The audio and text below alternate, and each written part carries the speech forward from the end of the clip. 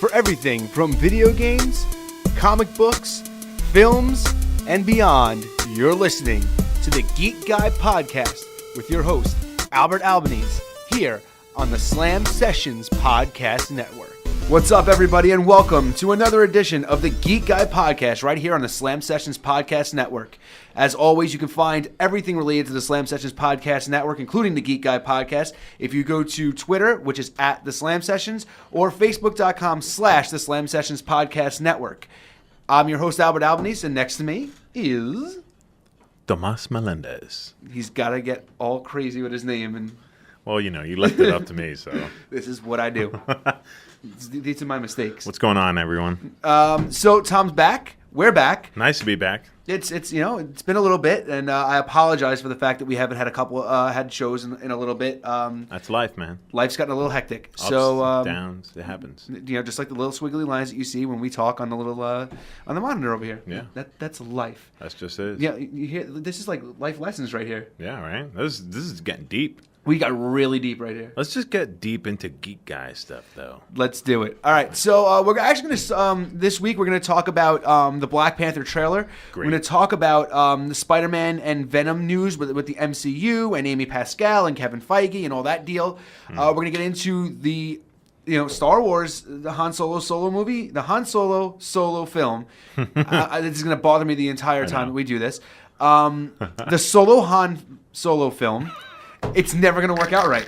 Anyway, so they lost their director. They got a new one. We're going to get into that a little bit. And we're going to actually start off with something that Tom's got, going to be on his soapbox a little bit. Yeah. And we're going to talk about the new Transformers movie. So, Tom, take it away. This is definitely worth mentioning to me because as I was driving into work this morning, I'm listening to 1010 Wins, and they gave us a quick interview of what Michael Bay had to say about the last Transformers film.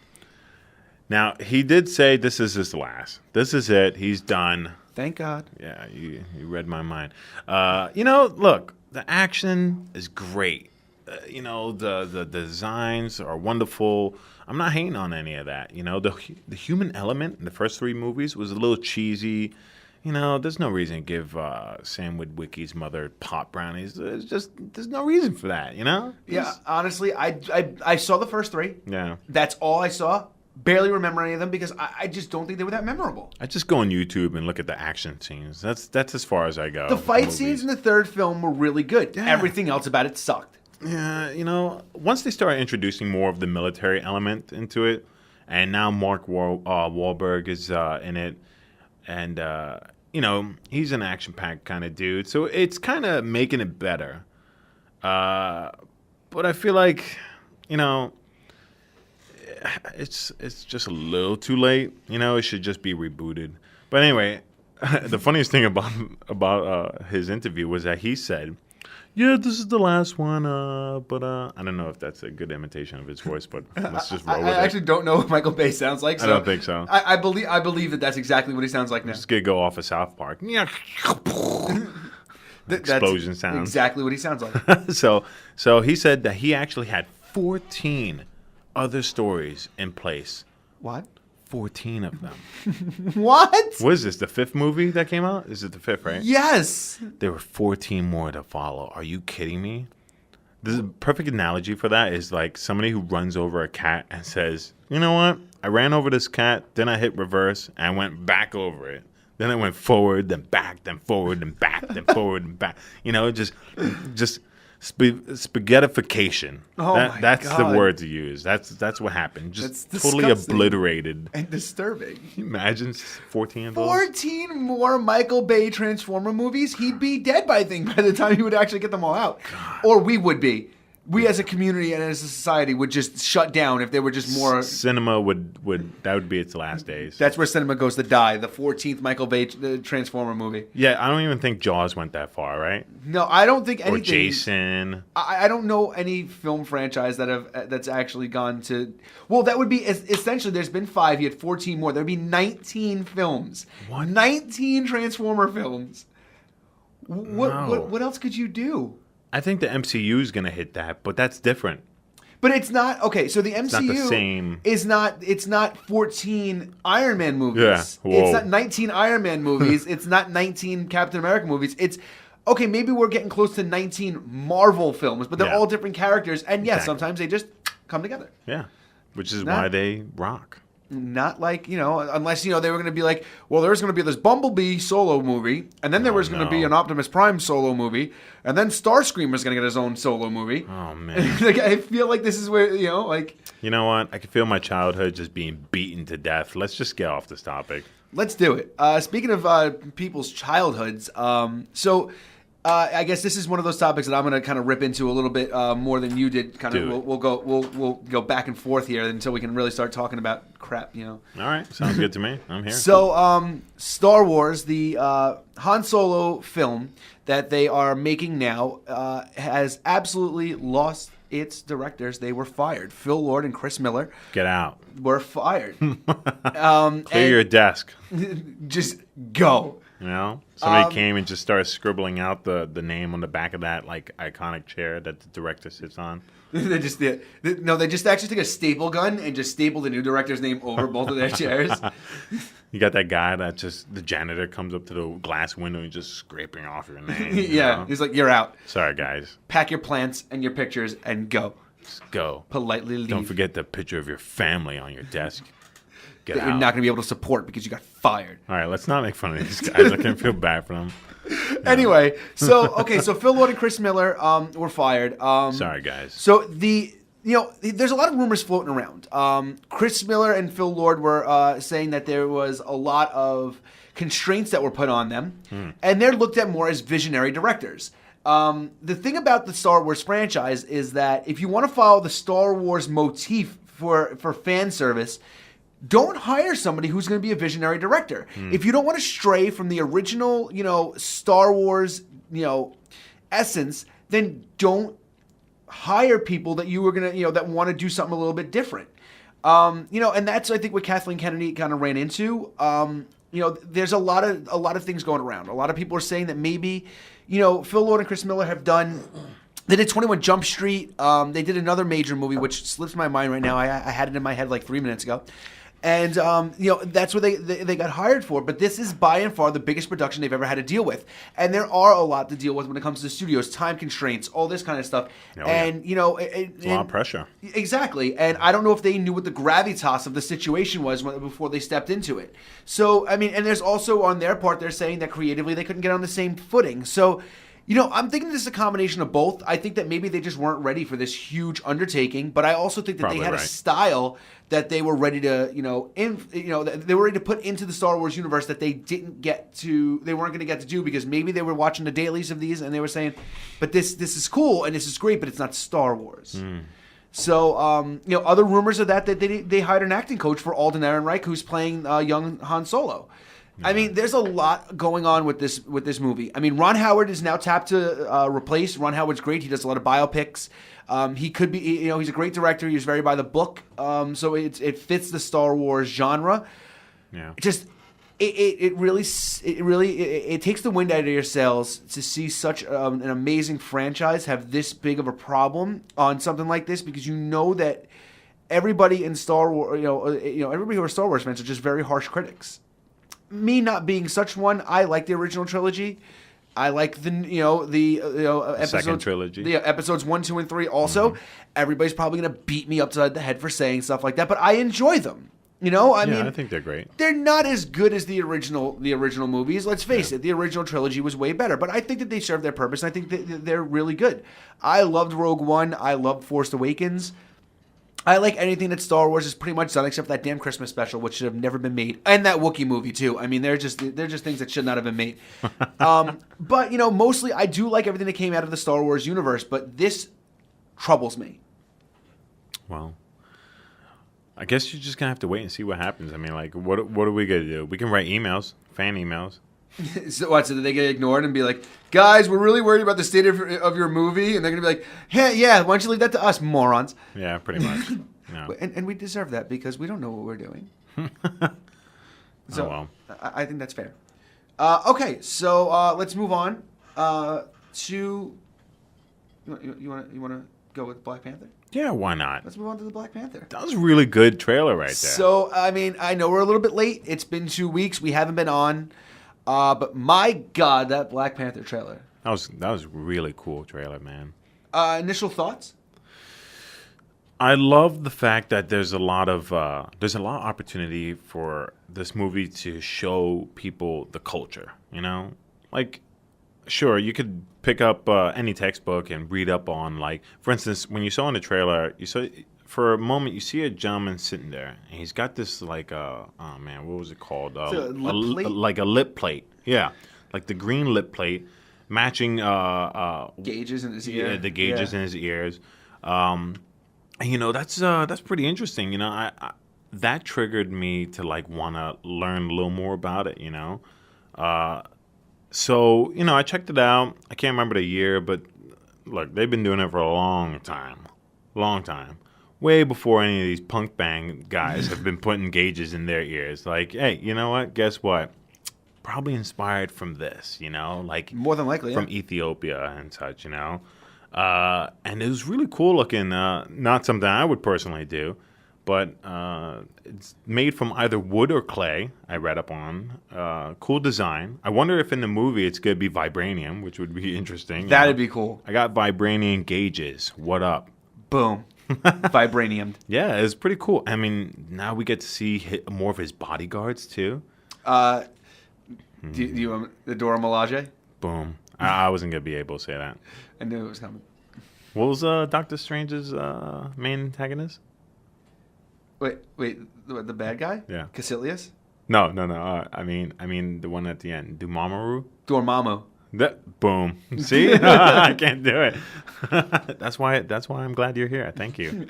Honestly, I kind of always knew how to pronounce it, but what really set it in my mind was Marvel vs. Capcom 3.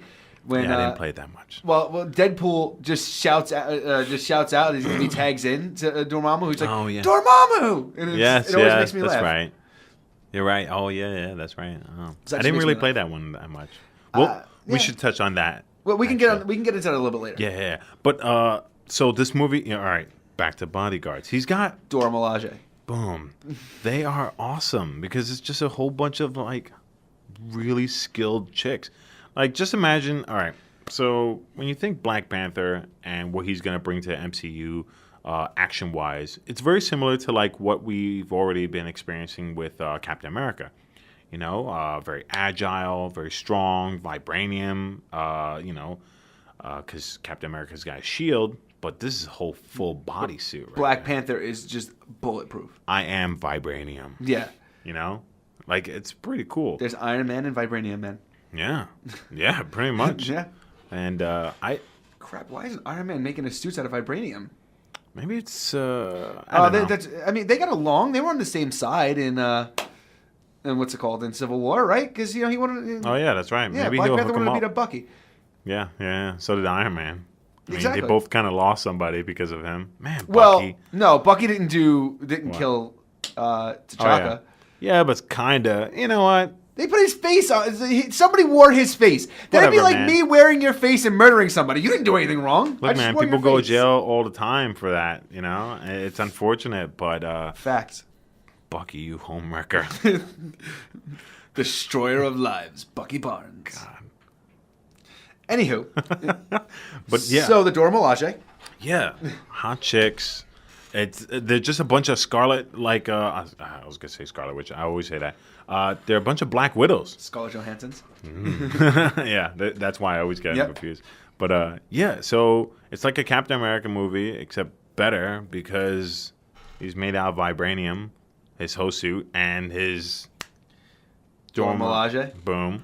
A whole bunch of chicks, and they're just as skilled as Black Widow, Yeah, no. Can't wait for that. There's a couple of things that I've heard about the Dora Milaje. Lupita Nyong'o is going to play, I believe. I'm probably not going to be pronouncing a lot of things right over the next 3 minutes.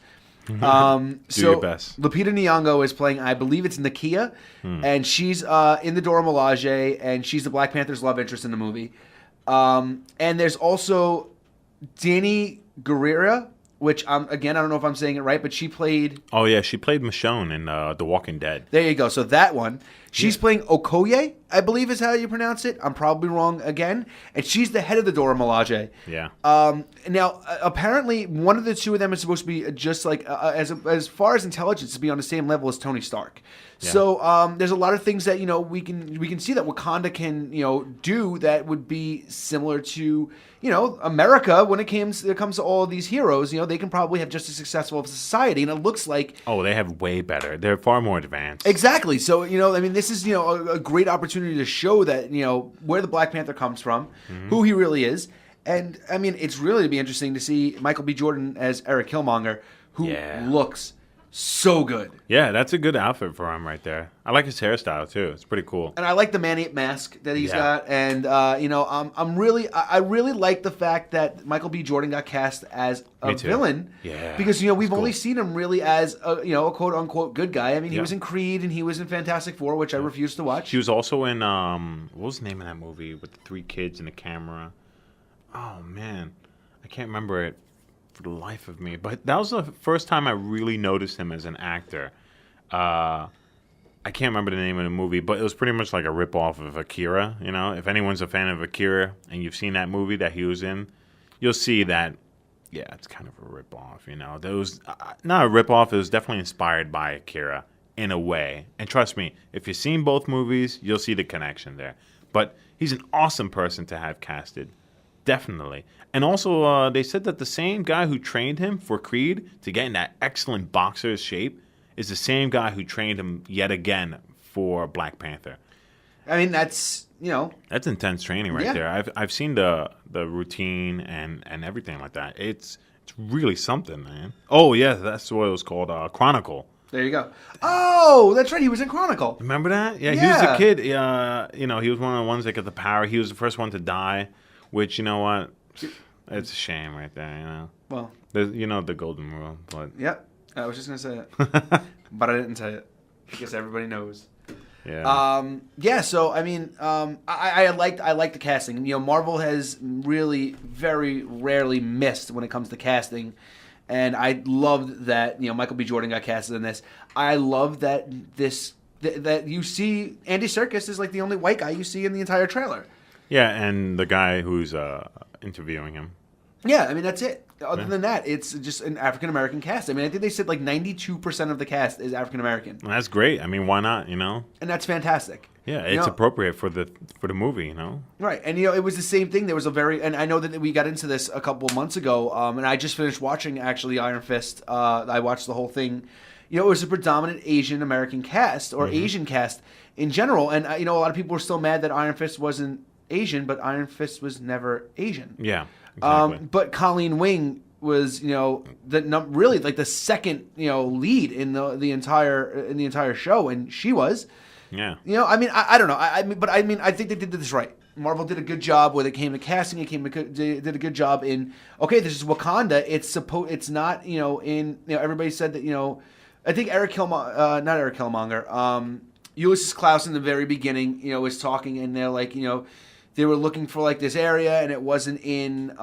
They called it El Dorado. El Dorado, so yeah. They naturally they went to South America to look for it because you think El Dorado, you're gonna think, all right, South America, why not? Right. But it turned out to be in Africa the whole time. Right. Which I thought was intelligent.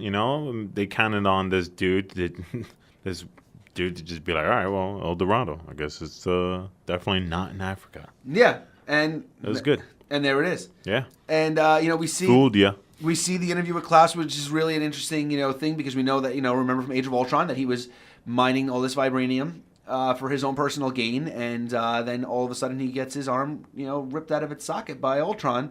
So now, it's kind of cool, it doesn't, and he's not the main antagonist, even though he is a Black Panther villain. He's probably going to be affiliated. Like, he's going to be not the main antagonist, but I can't imagine him just being in the beginning and then taken out or something, I think he might, we might see a little bit more of him. I think so. Or maybe he'll be in the beginning and maybe he, he really won't be seen, and maybe that's going to be, setting up for the next movie or something like that. Maybe. But I mean, it's really good. I loved the trailer. My reaction to it is that I loved it. I absolutely loved it. I thought it was great. I think they did a great job for a short teaser trailer to show me what Wakanda looks like, to show me what the Black Panther was all about, to show me his power, to show everything that you needed to show. I think they showed it. I think they did a great job as a first trailer to get me excited, and I cannot wait. I just don't want them to keep coming out with more and more trailers. I feel like that's the trend nowadays. People want to see so many trailers and so many things. I get it. You want to promote the movie, and that's wonderful. And I think there's a lot of like social media platforms and just so many ways to put it out there so people know, watch it, But they put out so much like. Well, this will be a good transition because I know where you're going to go with this. Okay. Yeah. So let's talk about Homecoming. It looks wonderful and everything like that, but man, they are pumping out so many scenes. I just start closing my eyes at this point. Whenever I hear when I hear it come up on like television or on YouTube or wherever, I just close my eyes because I'm like, all right, I'm sick and tired of seeing more and more of this movie. Until I just want to be able to see the movie finally. And I agree. There's two schools of thought when it comes to that. I'm very half and half on it myself. I agree. I think that the best trailers that are out there show a lot, but don't show any plot. Yeah, good. Which is I think is a lot of Black Panther kind of Yeah, okay, so we know that Eric Killmonger is the bad guy, but we don't know why he's the bad guy. Well, he's in exile, trying to overthrow, but that's about it. We know that because we know that. Yes. You really can't tell that so much from the trailer. Exactly. And that's I like good. that. Rogue One to me was, I think, one of the best sets of trailers that they came out with. Or actually, not even Rogue One. I'm sorry, Force Awakens was really good. They showed so many badass scenes, and I did not know what was going on. Yeah, there was just a whole bunch of new characters, and oh crap, it's Star Wars. And I that's what I like. But I see what you're saying. With Spider-Man, I think that they did put a lot in there. But I also think that this movie better be like 3 hours because I feel like I already seen like 25 minutes of it.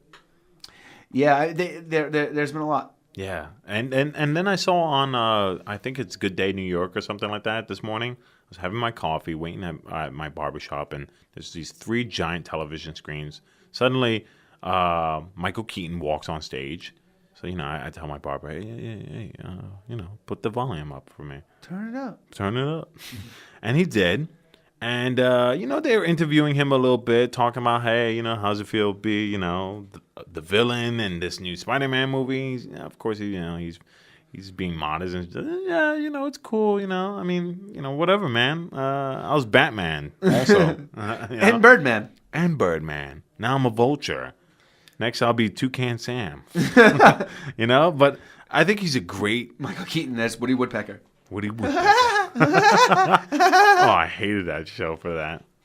That guy, but that bird rather. I was gonna say that guy, but anyway, yeah, he's he looking good for his age, and I'm glad to see that he's the villain. He's a great actor. Mm-hmm. I'm really excited for Vulture.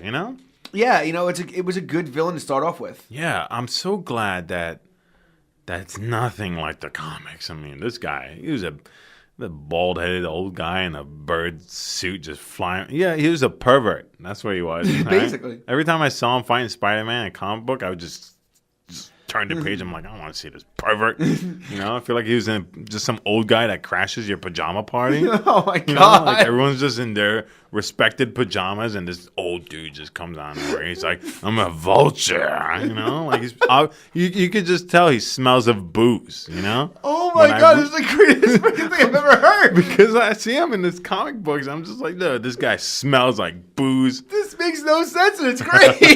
That's the impression I get from his comic book. Apparently, he's just like a child molester. Like that's who the Vulture is. He's a bald, booze-smelling child molester in the world of Tom Melendez. Just barges into the middle of my pajama party and he's like, hey, where's the booze, Like, I'm the Vulture, where's the booze? I'm the Vulture. Like, that's the impression I get from his costume in the comics. Spider-Man just walks in and webs him up. Come on, Vulture. You got to get out of this person's house again. It's like his alcoholic father. Yeah, pretty much. And he's got to keep him in check. But the movie, they did him right. he didn't come off as as a booze-smelling pervert at all to me. You know, he just didn't. Like, he just looked so cool, and his wings don't like they don't go in or anything. It's like a suit that he's got put on.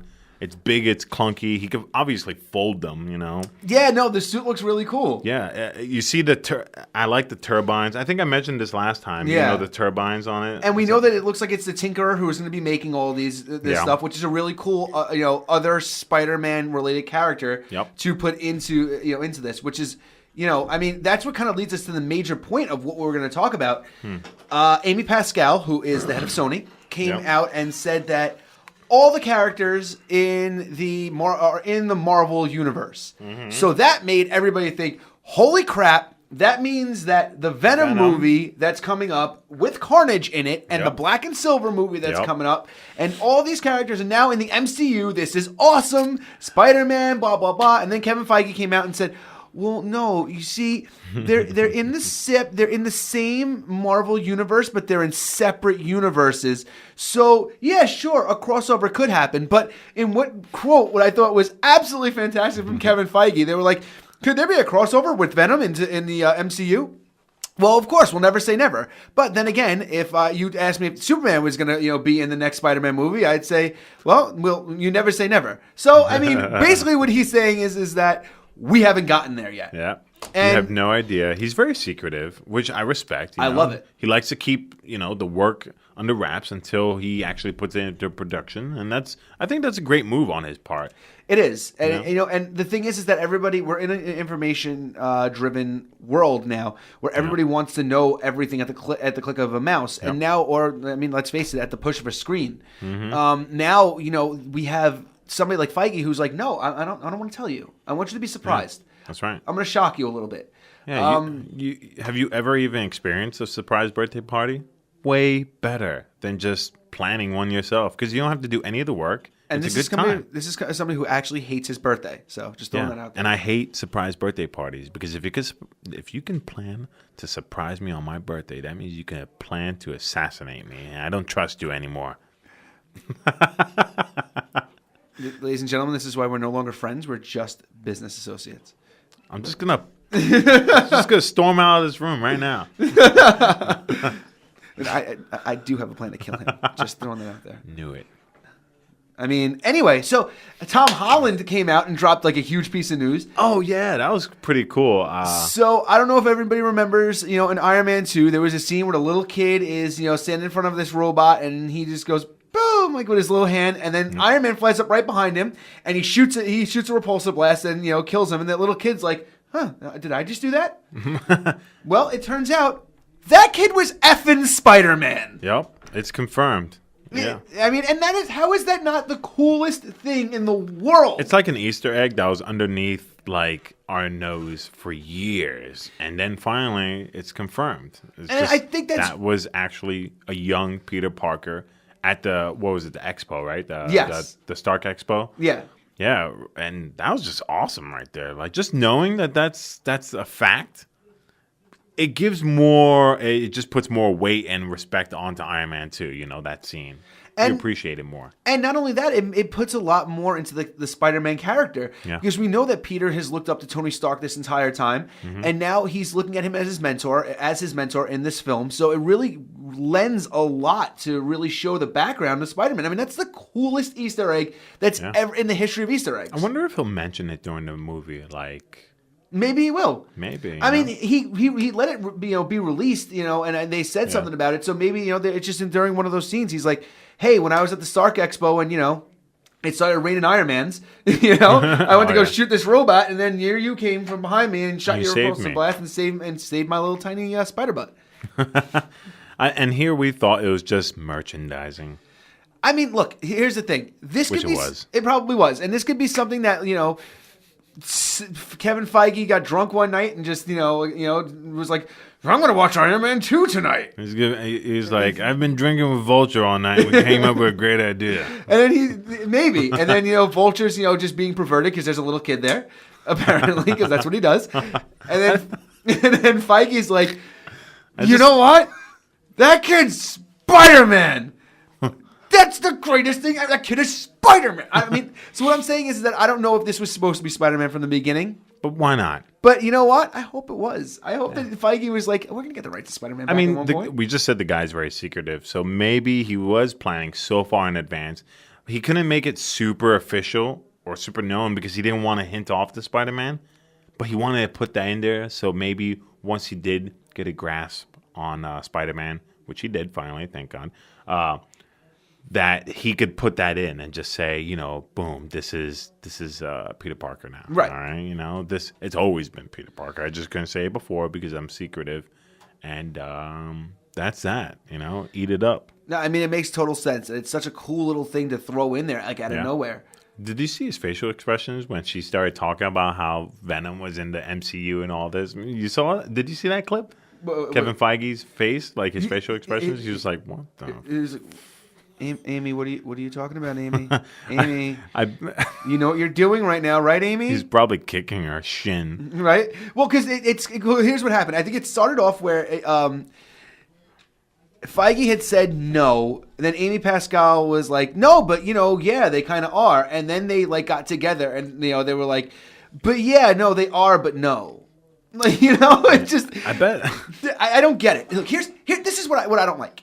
Okay, so we know we have a Venom movie coming up. We're just going to go off on a tangent here. I'm going to rip into something. Get it. All right, we know that we have a Venom movie coming up, which it looks like it's going to probably be Agent Venom, at least from my point of view, because Carnage is going to be in it. So it looks like Venom has to be the hero in this film because they have no heroes. Spider-Man is their hero, and he's not in the film. That's true. So that would make sense that he would be Flash Thompson. That's what I was assuming. It makes sense. So now, I mean, so my whole thing is that, okay, so let's just say that that's the case. And then Spider-Man is now, he's been in Civil War. He's going to be in Homecoming. He's in both the Avengers movies. And then he's in Homecoming Part 2. Yeah. And then that's it. They're done. So Spider-Man could, in essence, you know, be moved back into the Sony universe, and which could, you know, just be the Spider-Verse. Yeah, Sony could just have the Spider-Verse, which is fine with me if, you know, let's just say they lend him out to be in, you know, some other movies down the road for Marvel. You know, they work out some arrangements, and it is what it is. But the thing is that they're going to start off this Spider-Verse without Spider-Man. I don't know what Sony's doing. I don't know what their ideas are. They're drunk. I think that they just see money, and they know that people are going to go see superhero films, but they really should start learning from Fox. Because, yes, Fox's last outing was spectacular. Logan was unbelievable. You know, I tended to be a fan of the last X-Men film. A lot of people weren't a really big fan of it. I liked it. I didn't see it, actually. Yeah, I kind of lost. Yeah, I lost the taste for X-Men after Part 3. Which I kept telling you, the First Class was fantastic. I know. And so was Days of Futures Past. But you know what?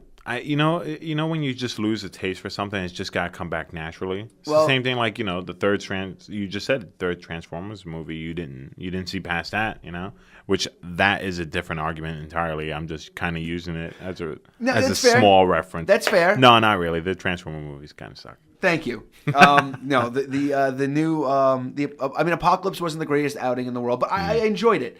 But Fox failed with Fantastic Four. It was awful, and you know, it proves that just because you put out something with superheroes in it doesn't mean that people are going to automatically go see it. Yeah, exactly. You know, and DC is another big example. A lot of people didn't see BVS. A lot of people hated on it, and a lot of people didn't go see it. Me being one of them. Me being one of the biggest geeks. I have a Geek Guy podcast, and I didn't go see BVS in the movie theater. Partially because I knew they were releasing the Ultimate Edition, and I said I want to see it how the director was supposed to show it to me, not which was way better, but still the storyline was messy. It looked like he was just cramming everything into one movie. Like, why did you force Doomsday down our throat? Let's not get too into it. You know, I already came up with. I'm gonna say one thing that's just gonna piss you off, and then we can move on. Go ahead, Martha. Oh, you know what? I was on Tinder the other day. I matched with someone. It was Martha. I unmatched her. I want nothing to do with you, Martha. Oh my God, it's so great. Not Martha Kent. Not Martha Wayne. Not Martha Tinder. I don't know her last name. I'm not going to put her on blast like that, but she was unmatched. But her last name was Tinder. It is now. So anyway, moving on from that revelation. Yeah, so I mean, if Marvel and Sony could just, kind of do what Universal does with the Hulk. Okay, Hulk is out and he's able to be in any movie, but if it's a solo Hulk movie, it has to be a Universal, it's Universal. Yeah. So that's why we haven't seen a solo Hulk movie, which, I mean, is upsetting, but you know what? I kind of don't need another solo Hulk movie. Yeah, I mean, Hulk is a great character, and there is a lot of opportunity out there for him. He's got a lot of cool villains. He does, but it's almost like, there's a lot of explanation to go in with his villains, except one. What I would love to see is Hulk Future Imperfect. Have you ever read that comic? No, I have not. I own it. I'll lend it to you one of these days, assuming that you don't bend a corner. I just borrowed one of your last comics. Did you see anything wrong with it? Yeah, the corner was bent. Bullshit. Yeah, it was. No, it wasn't. I took a picture of it. You want me to Did show you you? Really? I mean, I did, but then I was going to send it to you, and then I said, nah, that's kind of mean. Yeah, you should have. I'm going to do it tonight after this. I didn't do it on purpose. I hate you. I kept it in one spot. I don't know how. It wasn't me. It was Andre. It's out of print. It's Andre. It was Andre. I think it was Andre, actually. Yeah. I'm going to call him tonight. But anyway. I'm going to pull on my boxing gloves and call him. But, all right, back to it. What was I saying? That, so Future Imperfect, great storyline. I forget exactly how Hulk managed to do it. But, I'm sure they could come up with a witty explanation, Anyway, he's shot into the future and all this stuff, right? And there's this dude. He calls himself the Maestro. He's like this big dictator and whatever. He owns everything and whatever. What? He's this big dick. Oh. Wow. Kind of a jerk off. All right. Yeah, he's a real big... Yeah. No, but... he's got women all over him and everything. He's got a trophy room of all the fallen heroes. Oh, God. He's got a trophy room full of all the fallen heroes and villains. And it's a really cool scene in the comic. Anyway, pretty much if you haven't figured it out yet, it's his future. The Maestro is actually the Hulk. His future self. He went crazy, killed everyone. And he was like, all right, what am I going to do now? I guess I'm going to rule the world and have women hang around. Hulk was a pretty big dick. Yeah, I mean... This all comes back. Poor women. Yeah, really. God. So, I mean, and now there was no Banner at that point? Like, he was just the Hulk? Like, Banner had kind of, like, dissipated at that point? I'm just asking because I'm curious. Oh, of the comic book? It was like Smart Hulk. Okay. He was, like, buff, and he had the hair going, and a little, like... Arnold Schwarzenegger feel to it, Okay. Like Banner and him were just kind of accepting one another, which is one thing I always said to myself in the movies. It seems like Banner and Hulk just aren't exactly accepting of themselves. I wonder if they one day will be. But let's not touch on that anyway. That's a crazy what if. That would be pretty cool. But yeah, so the Maestro would be a great movie, I think. Other than that, I really don't know too much of Hulk's villains except like what? Is MODOK a villain of his? I feel like MODOK's just like a Marvel villain. Yeah, just like some guy. Just some guy or some floating head who big just tries to kill people. Man. Yeah. Why did they put him in Marvel's Capcom 3? That was pretty bad. Does anyone even like him? Not really. He's like that one toy that you're at the claw machine that you avoid. And you always wind up getting it. Yeah, it's like, somehow. Great, I got a MODOK. Because he's big and obnoxious, and somehow, you can just get him, and then you just throw it to your dog, and you're like, here, I got you something at the carnival. Not even a dog wants it. Yeah, he's like, no, it's MODOK. It's like, how do you talk? Your dog doesn't even bury it. It's just in the lawn, and it just gets caught in the rain. Nobody likes MODOK. All right? Anyway, I guess. Sorry. Yeah. All right. So, all right. Well, I mean, that's that's kind of like where we were off to, and the tangent that we really went off on. Sorry. Was that was good though. There's a lot that Sony can learn from Marvel.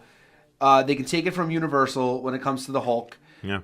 Build a universe, but if you're going to build it around a character, make sure that character is going to be in that universe. Yeah. First, and hook it up. Yeah, do it for the fans. there's so much that look, they tried to touch on the Sinister Six so many times in those last two films, and it didn't work out. And it's a Andrew big jump. Garfield. Well, here's the thing that I didn't like. Andrew Garfield was like, I don't want to be in any team up movies. Like, why are you being a jerk? Like, I think Tom Holland. They finally got the greatest person to play Spider-Man. I think he just wants to do everything. Yeah. And he's so excited. And he loves he's the totally character. Open to it. And that's he has a spider tattoo on the bottom of his foot now that he got. Oh, really? Which is awesome, like a hanging spider.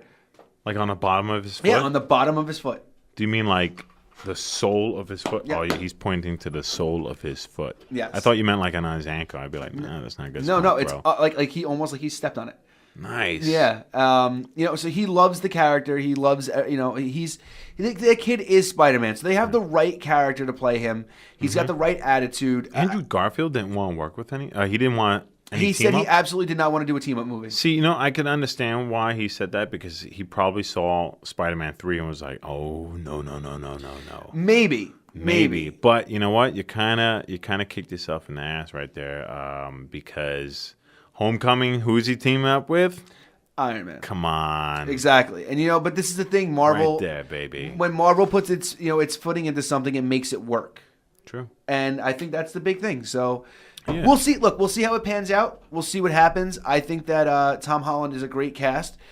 But what I do want to point everybody to is do yourselves a favor. And I actually didn't tell you this. I was waiting to tell you this now. Shoot. When you have a little bit of time. Surprises, damn it. That's what I do. Goddamn drunk Vulture. I still do have that plan to kill you. So go on YouTube. Mm-hmm. There is a collection of Sebastian Stan, who plays Winter Soldier. The Winter Soldier, Yeah. and Anthony Mackie, who plays Falcon. Oh, I heard about this. They just crap all over Tom Holland, and it is hysterical. I didn't see it yet. I'm gonna see it. I'm gonna listen to it tonight. I would absolutely suggest that you do it. It's so great. Should I listen to it or watch it? You should watch it. Okay, I'll Yeah, watch you should it. watch it because it's Anthony Mackie's I'll watch it at facial red reactions are great. What the hell? You have like 20 minutes after you're done here, to Okay. watch it. I'll watch it here. Anyway, either way, just go and do that. It's mindless entertainment for like a good 6 minutes. I watched it before. It was fun. All right, So, yeah. Why not? I'm sold. I'll do that. So final thoughts on everything that we were talking about? Marvel's Capcom Infinite looks awesome. So I played the demo. Yeah? What'd you think? Okay. I mean, all right, here's the thing. I don't love it, Mm-hmm. which is a shame because even the first time I played 3, Mm-hmm. I kind of loved it. And then I fell out of love with it. Yeah, it was visually appealing, and so is Infinite. Infinite is definitely more visually appealing, and I like Even the though fact. a lot of people are saying that they don't like some of the stuff that they've done. Yeah. Yeah. They said that Chun-Li's face is kind of messed up. There's a lot of Really? things. Like, Yeah. what- I don't know. People like to complain, bro. Like is one of her are one of her eyes like bigger than the other or something? What's going on? I don't know. Maybe somebody blew up her nose. I don't know. I don't know. Whatever. Maybe they gave her. I don't know. Maybe they gave her elf ears. Whatever the case may be. I mean, people were complaining about I like it. Ultron. I like that they gave Ultron his original face, not the cinematic MCU face. Yeah. Which I didn't mind in the movie. It's it's cool. No, it was cool for the movie. I heard me and you were talking, and my friend Abraham also said the same thing. You could pretty much button mash in this one. I'm an Xbox guy, so for where I'm going to say X, I mean square for you PlayStation people. Yep, that's me. If you sit there and just keep hitting that, it's an automatic combo. Yeah. So I guess it's to appease to a larger crowd, the experts and a novice, and that way they could play together. But I feel like at that point, if you're an expert in that game, you just get used to juggling. More than likely. I don't care for the juggling matches, It doesn't do anything for me. I'm like, all right, congratulations, perfection right there. So, boom. Yeah. Okay. What else is there now? No, I agree. I like a nice, solid, messy match and, maybe a double KO. Yeah, no, I completely agree. Everyone loves a double KO. What I'll say is that being that I did play the demo, I will say that I liked it. I didn't love it. I liked some of the characters. I was into some of the moves, some of the specials. I like that they put X in it. We've Yeah. seen a lot of variations of Mega Man in the games. I like how they combined Ultron and Sigma to make Ultron Sigma. I think that was a really cool idea, for a villain. I thought it was cool. I like that Rocket has Groot as an assist. Yes, that's definitely an improvement. Very cool. There's a lot of good things about it, but I think that I'm not going to really be able to really sink my teeth into the whole thing until I fully play it. I mean, I was blown away by how well I enjoyed playing Injustice 2. I was really expecting to be blown away by this demo, and I felt like I was underwhelmed. Oh man, that's. But I mean, we'll see. You know, I like that they introduced X. Zero's in it also. I'm still waiting for Magma Dragoon, and he is from Mega Man X4. If you've ever played it, I believe it was released for PlayStation 1. But he was so cool. He was a red fire element based dragon that's a robot, and he actually has Akuma's beads. I don't know if it's Akuma's actual beads, but he does rock beads around his neck like Akuma. I don't know if there's a proper name for it or whatever. And he does Hadoukens, Shoryukens, and all that. Like, he would be the perfect guy to throw into a Marvel's Capcom game. You know? I mean, that would be really cool. I'm gonna write another piece of fan mail. And, to Capcom. I mean, we knew that Servbot and Trombone were in. Yeah, that was Mega Man Legends. Right, but I'm saying so they've had other Mega Man characters in there, in the past. So I mean, that's why not? Yeah, I feel like X is the more adult version of Mega Man, or all the Mega Man series. Yeah. You can even tell just by looking at him. He's a little more serious. He doesn't smile. No, I've never seen him smile. And I think he's just badass, man. No, I agree. I'm glad that he's in the game. He's got all the super armor and everything like that. Great. Yeah, no, it's cool. Like I said, I mean, maybe if you do get a chance to go home and throw that on and just play the demo for a little bit, maybe you'll have you'll have a different opinion than I do. Yeah, maybe. Because our mutual friend Abe, had talked about it with us, and he said he loved it. Yeah, he said he compared to Part 3, he loves it. Yeah. He liked it a lot. He said, which was something that I wasn't expecting, because I've heard a lot of negative things, and I don't have a whole ton of extremely positive things to say about it. But you know what? Maybe I need to play it through one more time. Yeah, maybe it's just the demo. So we'll see. We'll see. We'll see what happens. Well, that's pretty much just about it on this edition of the Geek Guy Podcast. Hey, wait. Yeah. You don't do a comic book of the day or something anymore? Yeah, I usually do, but I didn't have one in my mind, and I didn't know if you were prepared.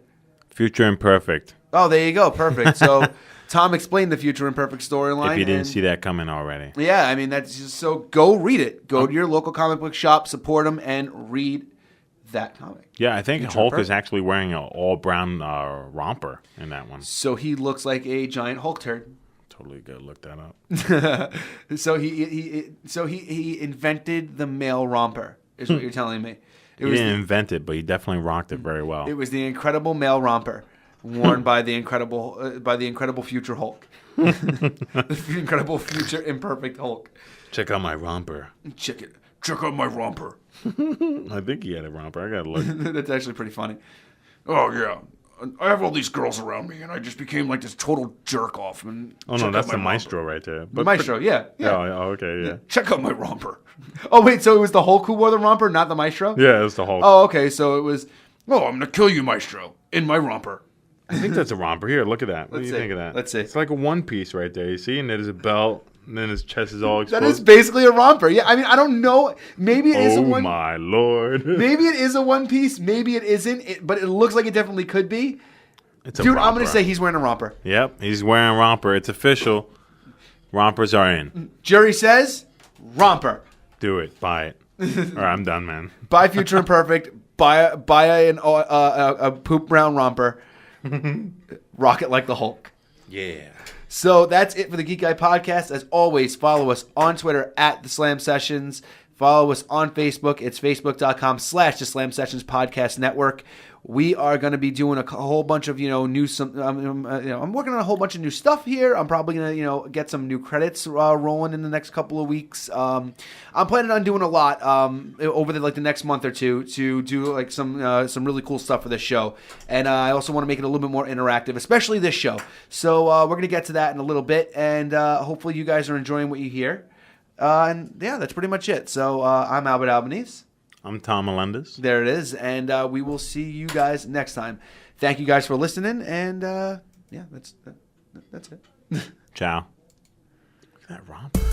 That romper. Thanks for listening to the Geek Guy Podcast, right here on the Slam Sessions Podcast Network. You can follow us on Twitter at the Slam Sessions. We'll see you guys next time, and may the Force be with you.